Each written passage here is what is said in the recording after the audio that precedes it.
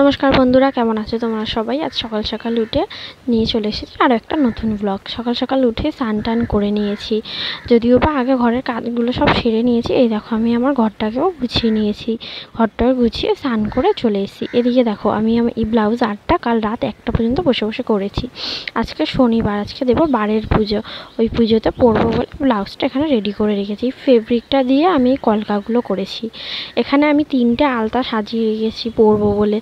না, 3টেই পরবো না, আসলে আলতার কালারগুলো কোন কালারটা সবচেয়ে গাঢ় সেটা চেক করার জন্য আমি 3টে আলতা পরপর সাজিয়ে রেখেছি। আলতাগুলো আমি সব বিয়েতে পেয়েছিলাম। তো প্রথমে এই আলতাটা নিয়ে নিয়েছি, দেখি এর কালারটা কেমন। মোটামুটি, খুব একটা গাঢ় না। চলো তার পরেরটা দেখি। এটা কি আছে? ভাগ্যশ্রী আলতা। এটা খোলা যাক, দেখি এই আলতার কালারটা কেমন। এটা তো আবার খুলছে না, টেপ মারা আছে, কাঁচি দিয়ে খোলা যাক। বাহ, এই বোতলটা দেখো কি সুন্দর। এই বোতলটা না আমার খুব পছন্দ হয়েছে। কি সুন্দর কিউট ডিজাইন করা বোতলটা। বোতলের ডিজাইনটা খুব সুন্দর। আলতার কালারটা কেমন হবে জানি না, কিন্তু বোতলটা আমার খুব পছন্দ হয়েছে। এবার এই সবচেয়ে বড় প্রবলেম কি জানো তো? এই যে এই বোতলের মুখের এই ঢাকনাটা খোলার, এটা খুলতে গিয়েই বড় সমস্যায় পড়ে যাই সব সময়। খুলছেই না, কাঁচি দিয়েও চেষ্টা করলাম, শেষমেশ গিয়ে দাঁত দিয়ে খুললো।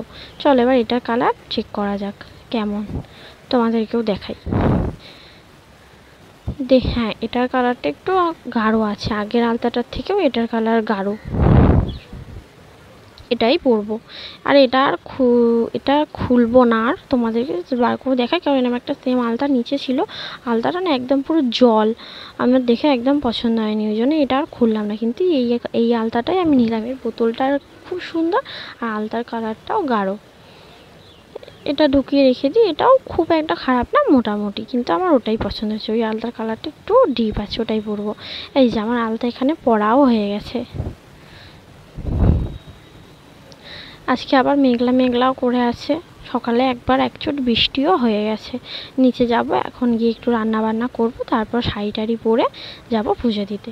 এই যে এখানে রান্না বান্না সেরে রেডি হয়ে চলে এসেছি পুজো দিতে। এখানে পুজো স্টার্টও হয়ে গেছে, ঠাকুরমশাই এসে পুজো শুরুও করে দিয়েছে। এই দেখো, এটা আমাদের মনসা মন্দির। এখানে খুব বড় করে মনসা পুজো হয়।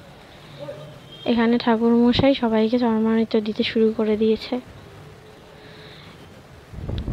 আমাকে কেমন লাগছে তোমরা সবাই কমেন্টে জানিও। আমার মনে হচ্ছে আমি সবার থেকে একটু বেশি সেজে ফেলেছি। যাই হোক, এখানে চলে এসছে হাতে সিন্নি। সকাল থেকে উপোস করে থেকে এটা খেতে না জাস্ট ভালো লাগে।